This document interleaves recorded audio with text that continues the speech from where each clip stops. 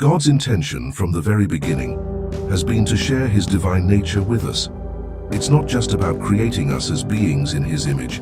It's about us becoming more like him, participating in his very essence. That intention unfolds in the breathtaking story of the Incarnation. John 1:14 reveals the heart of this plan, and the Word became flesh and dwelt among us. God, in the form of the Word, became human, Jesus, the ultimate expression of the divine nature. He lived a perfect life, died a sacrificial death, and rose again, conquering sin and death, making it possible for us to share in his divine nature. The sacrifice of Jesus isn't merely about covering our sin, it's about cleansing us from the inside out, transforming us into vessels that can hold his fullness. He doesn't just wash away our sin, he renews us, making us holy and blameless, ready to receive his Spirit. And then, we encounter the indwelling of the Holy Spirit. Romans 8:9 clarifies this beautiful truth. You, however, are not in the flesh, but in the Spirit, if in fact the Spirit of God dwells in you. Anyone who does not have the Spirit of Christ does not belong to him.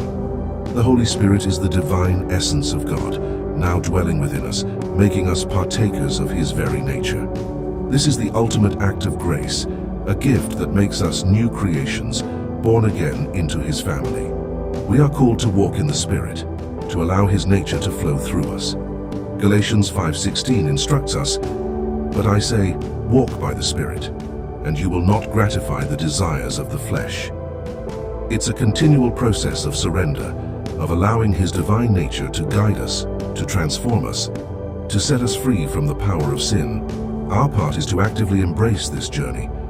We are not passive recipients. We are called to participate. We are called to delight in the Lord, Psalm 37:4, to be one with him, 1 Corinthians 6:17, to be filled with his Spirit, Ephesians 5:18, and to walk out his divine nature in the world, Romans 8:4. God's divine nature, his very essence, is not ours to claim as our own. It's his to share, to pour out, to mold us into his image. We are to walk out his God-man life, a life that reflects the perfect harmony of his divine and human nature, a life that brings his glory to the world.